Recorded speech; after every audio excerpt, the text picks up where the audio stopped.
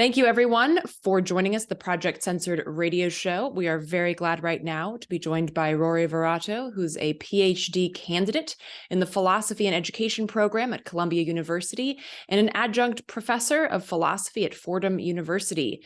Rory's research and activism focus on what he calls, quote, existential education in the Anthropocene, which is the broad process of learning how to be and to become human in this ongoing age of extinction. Rory was also co-founding member of Extinction Rebellion New York City, where he served for 3 years on the board of directors and as media liaison.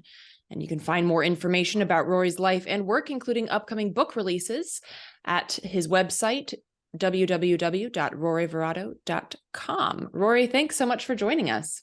Hi, Eleanor. Thanks for having me. So I want to dig into, the COP meetings, by the time that this is airing, have started, perhaps even ended by the time people are listening to this. And I don't want to say that I have a crystal ball or anything, but I'd be willing to wager that the monumental change that we're looking for won't be even in the bold statements or the fine print or what have you. And I feel like a lot of this is because of the quote unquote green capitalism issue and how much we can really expect of a COP or really any climate summit if capitalism itself is not discussed and found to be at fault. Can we start off, first of all, with your experience in climate organizing, talking about how you feel about the COP meetings and this issue of quote unquote green capitalism?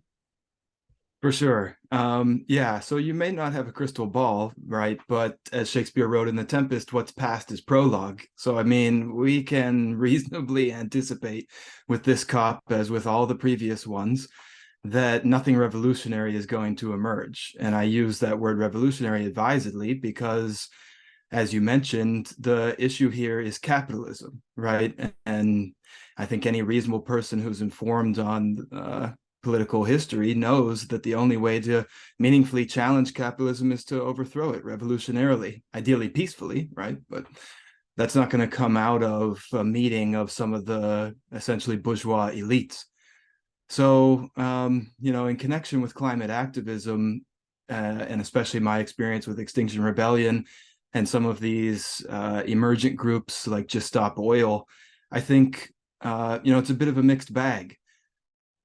Extinction Rebellion, for example, its explicit founding demands were revolutionary in nature. There was a theory of change that was aimed at transfer of power, as Chris Hedges has described it, from those ruling elites in the petro-capitalist system to a democratized federation of global citizens, for lack of a better term.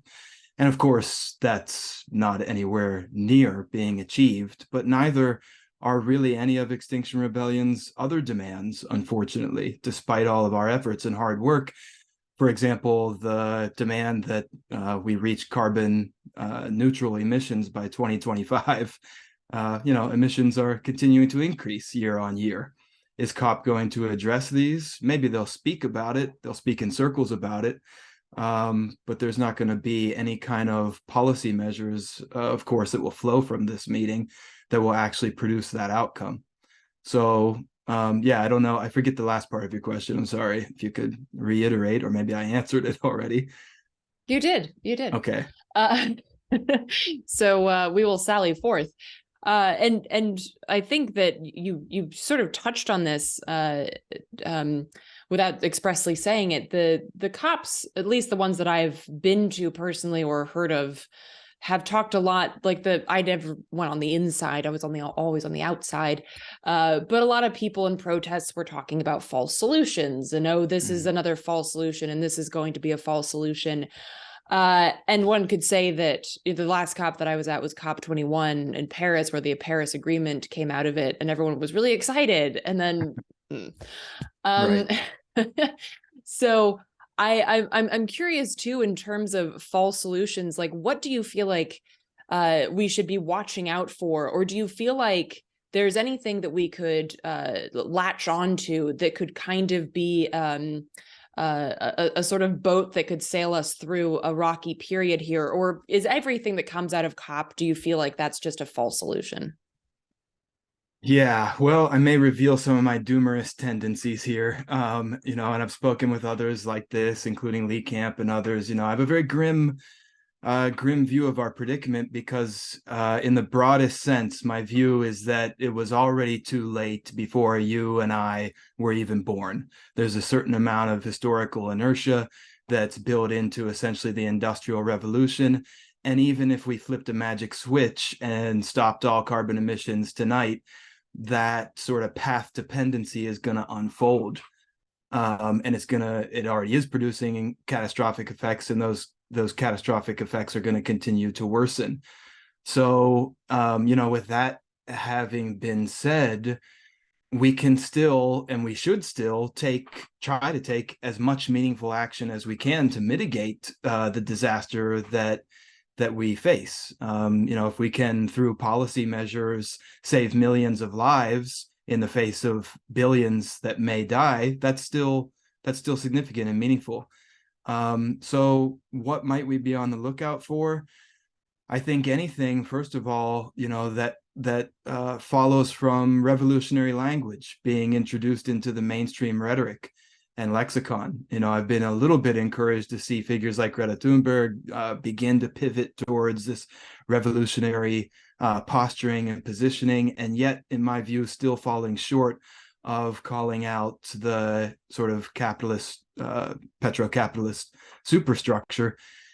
So, nibbling at the edges, carbon tax would be nice. National or planetary carbon tax. Let's internalize those externalities that have been sort of foisted upon us by the major fossil fuel corporations for so many decades. For me, that's step one. I know for many people, that's kind of like the ultimate goal. And that's like the end if we can achieve something like on that scale. But given how I view the gravity of the problem, that's just the very beginning. So anything that gestures towards that, I would be in support of and on the lookout for. Yeah, absolutely. And I think you mentioned Greta, who's has all of a sudden no longer gracing the covers of like Time magazine and such. And I've always found it problematic to have like a single figurehead, much less a single figurehead who's, 13 or however old she was when this all started.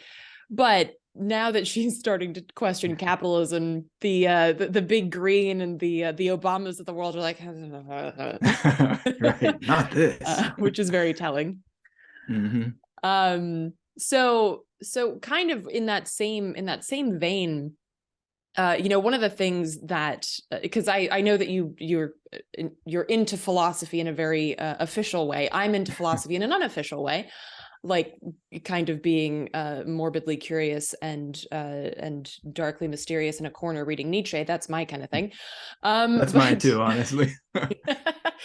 But the language is always something that I find so fascinating, and we talk about this a lot at Project Censored too. But the way that language is used to make us think that something revolutionary might be happening, and yet it's really not.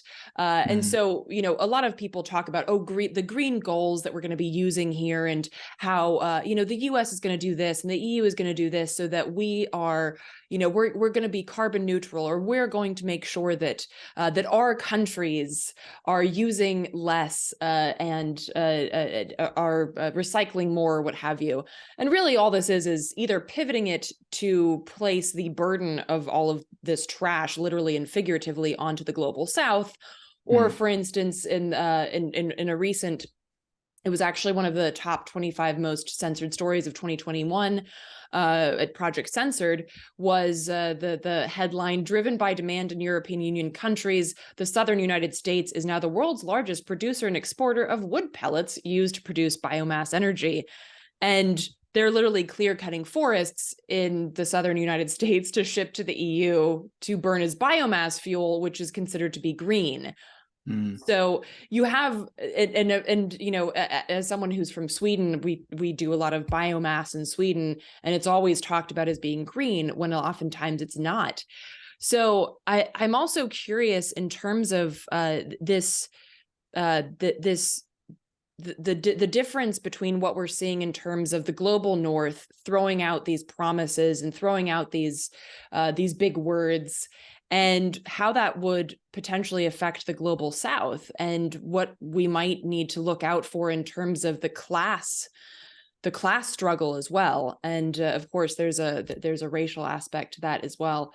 So I'm curious your thoughts on not just making the US and the EU go green, but how we need to make sure that that wouldn't affect the rest of the world negatively.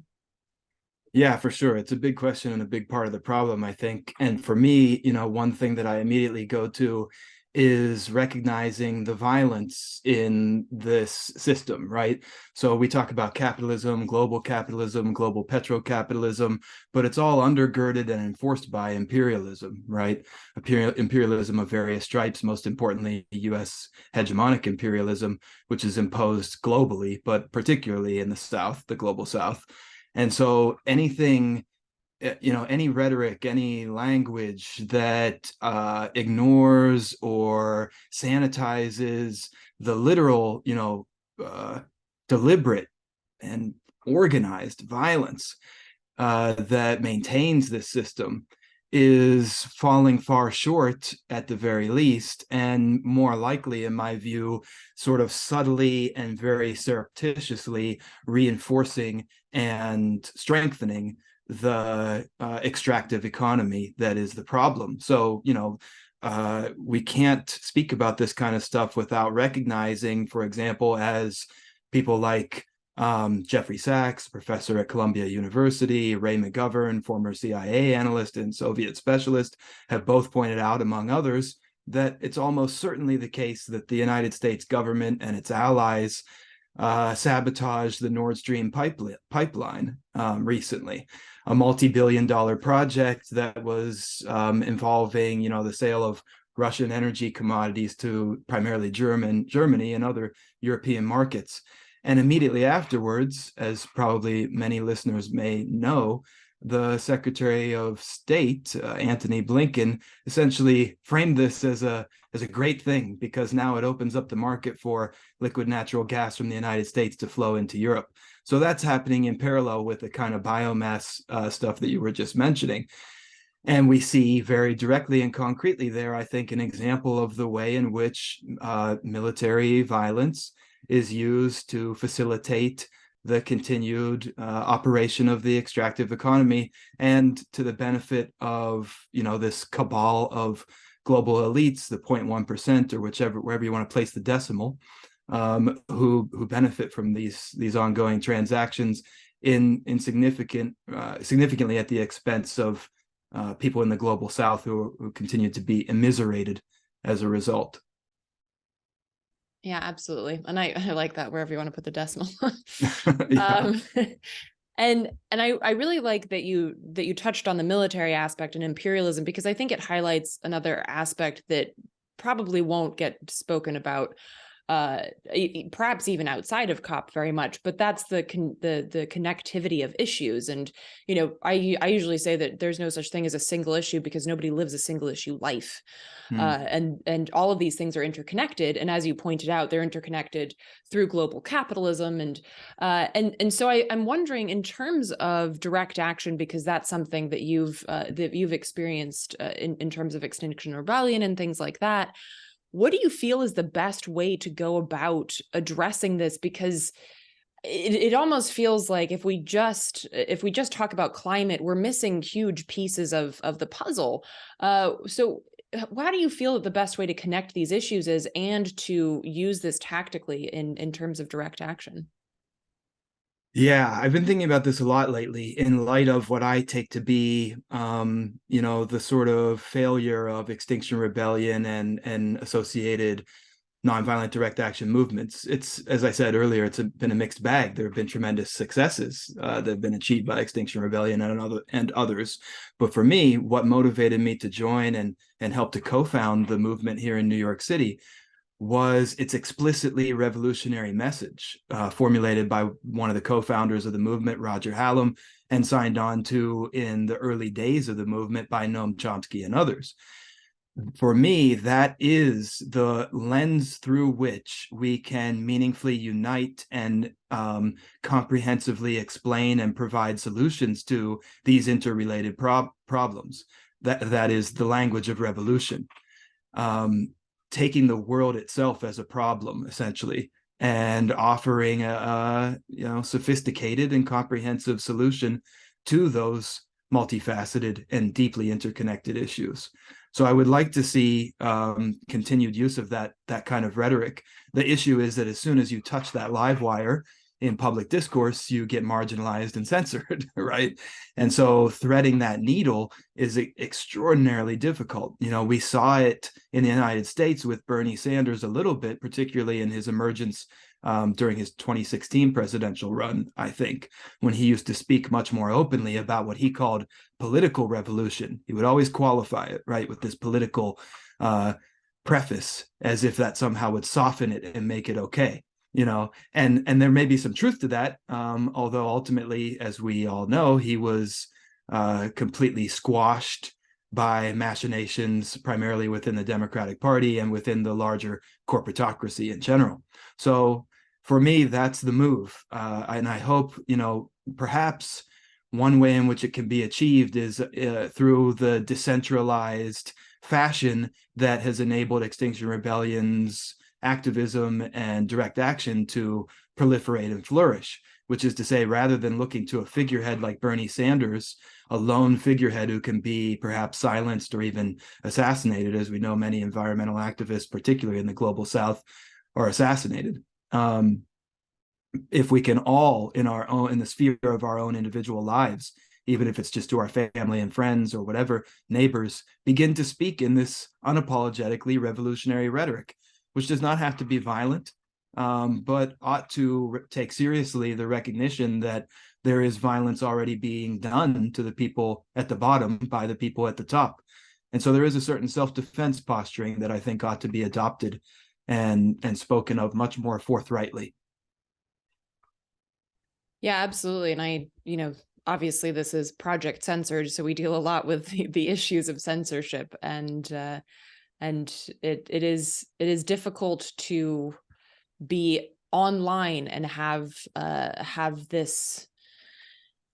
these perspectives, which is why that kind of community and face-to-face organizing is so important, because you can talk in these, so far it's still allowed, you can talk in these ways face-to-face with people in your communities and in schools and things like that. And that is so important to build those movements. And I kind of want to shift here, because I know that you're working on a book that dabbles with human nature.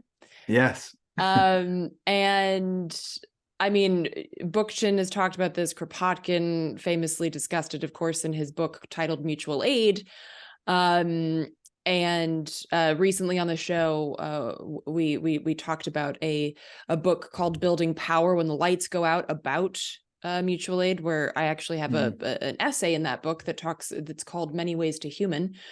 So this issue of human nature is something that I nerd out on as well. And I'm curious, because you had mentioned that you're kind of a dooms kind of person. And I always end up being that person at the party in the corner drinking wine on my own, because no one wants to talk about the end of the world with me.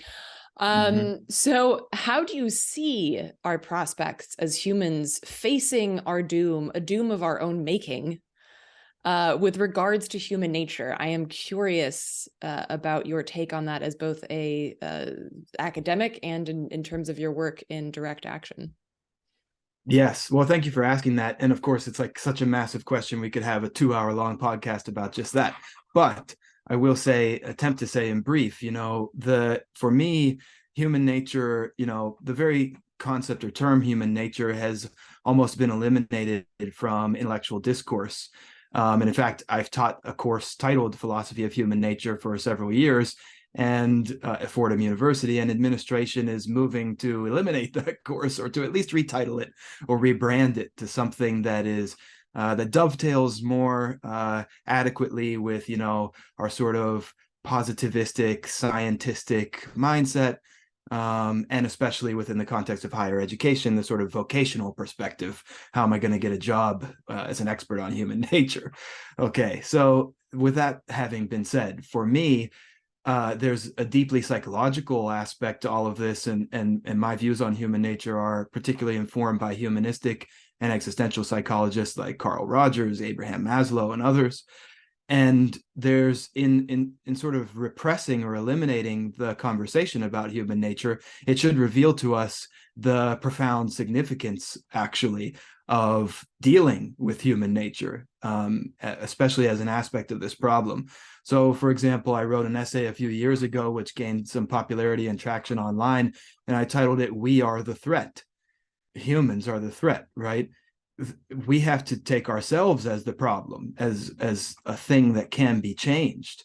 Our human nature itself, we're so externally oriented. If we just tweak this, if we just change our economic practices, or if we just buy electric cars, et cetera, always looking outward, always looking in particular for quick fixes through technological devices and inventions, and never looking inward at the ways in which human nature, first of all, always operates within us, and secondly, as something that can be modified and changed and transformed. In particular, transformation through education, I think, is the way that we could, if this problem could be solved of our potential extinction, which I, in my doomerist fashion, essentially say that it cannot. But if it could, and we were to think through it seriously, it would require a profound transformation of our consciousness. And this is not unprecedented in human evolutionary history, right? At some point, for example, our species decided to start speaking. We developed this capacity for language, and it spread throughout the species almost simultaneously, planet-wide. Well, that's a complete transformation of human consciousness that happened quite suddenly. There's no reason that some kind of evolutionary transformative insight of that nature could not occur now. And in fact, I think it's more likely to be prompted by a crisis such as this, an existential crisis of mortality. Marx once wrote that humans only set such problems that they can solve for themselves. In other words, we have to perceive the problem before we can actually set about changing or resolving it. And so that recognition is what I strive to achieve through my research and activism and writing. And I think it's perhaps the most single important thing that we can do, is to frame all of this as an immediate mortal threat to each of us and our offspring in particular. That's why I'm writing my dissertation as a philosophical dialogue through the exploring the question of the ethics of procreation in the Anthropocene, right? Should we be having children? And there's empirical evidence supporting the notion. There's polling that's been done that there's a rise in, especially like the broadly construed millennial generation and younger. There's a small but significant increase in people who are stating that they are choosing not to have children, specifically because of problems in the world, and as a subset of that, because of the climate and ecological crises. So that dawning recognition, I think, is what we have to tap into, and I think we can meaningfully link it with human nature, and begin to imagine new ways for us to be and to become in the face of this threat in the Anthropocene. Yeah, absolutely. And as you pointed out, this is a question that could have a day-long answer, but I appreciate your sort of giving a taste there. And yeah, and I think that that question of the ethics of procreation is obviously something that I've considered quite a bit in the past couple of years, and I think it kind of goes back to several things that I've read, and the name is escaping me because I'm terrible at names. But wrote about how one of the primary issues is that humans see ourselves as separate from nature. Yes. And if we really recognize that we are part of nature and that we exist in these cycles of birth and death and rebirth and death and all of that, then the issue of ethically reproducing is kind of a moot point, because we recognize that everything is constantly being born and dying and being born and dying. Mm-hmm. And if we ourselves want to be part of nature, then we shouldn't adopt this sort of, some people might term it eco-fascist, where humans could just do the best if we all just sat down and died, like the Stoics suggested. Like we shouldn't adopt that kind of perspective, but rather how can we continue on and flourish, but in a way that is with nature as opposed to against it or attempting to be outside of it, which is of course ridiculous because you can't. Yes. So yeah, I mean, there's oodles to say about that, and many more tangents to go on about that. But it is it's a fascinating idea, that switch of consciousness that you're talking about. And I'd like to think that I see it in pockets, but of course not in a widespread way. No, but I'm sure that you do see it. And one more thing that I'll add is that for me, there's a lot of developmental psychology behind this notion of transformation of consciousness, but ultimately it's as fundamental as something that everyone can intuitively grasp, which is that there is a stage of being or existence that is as qualitatively distinct as the one that exists between what we call children and adults. In other words, there's a more mature adulthood that can be reached, I want to suggest, and I think many others have suggested this. But unfortunately, as I think you were just alluding to, our cultural systems and economic systems in particular inhibit that development. They separate us from nature. They prevent us from fulfilling our potential, and to get kind of flowery, to be, transition from a caterpillar to a butterfly, so to speak. That's the kind of metamorphosis that is latent within us, and that can be actualized if our social systems would work with us instead of against us. And that again circles back for me to this revolutionary position that I take. Absolutely. And I have to say, I appreciate that you say revolutionary often in your interviews, because I think some people say it and then kind of back away from it. And I think a lot of that has to do with our programming, right? We're taught that revolutions always end up with battlefields where, tens of thousands of people lay dead or dying. And also it's more recently something that happens in those creepy communist places that are all bad. Right. Yeah. Cuba. It's so horrible. I know. Wherever, their largest export is doctors. Yes. What a terrible world that would be. I know, right?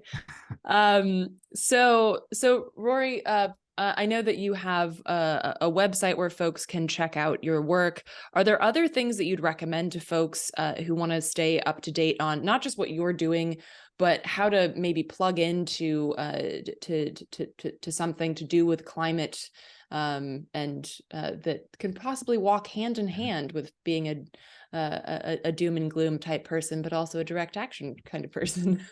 Yes. I mean, for sure, despite my criticisms, I would continue to support, and I always will continue to support, the demands and principles of Extinction Rebellion as they were formulated at its founding. And so I would direct people there. There's a global network of chapters and people involved. So just Googling that or checking out in particular the Extinction Rebellion New York City chapter online and across social media. From what I've seen of this emergent Just Stop Oil movement, it seems to be on the right track as well. I haven't dug into its specifics quite yet, but that's another thing. But then, I think one important thing is to also unplug from certain things, disconnect from the systems of power that are influencing our daily lives, and think critically about how we want to engage and to what extent. And sort of what we lose when we spend time engaging, for example, in online spaces that are corporate controlled. Maybe sit back and read some books instead. It's really that simple. Or go out into nature, spend some time alone. Also, do that inner work that I was gesturing towards earlier. That's what I would recommend, perhaps most strongly. Yeah, absolutely. And thank you for pointing that out, because I don't think I've had a guest point that out before. You're welcome. Yeah, if we're talking about defend what you love, we have to learn how to love it first. Absolutely. So thank you so much, Rory. Really appreciate you coming on the show. Thank you, Eleanor.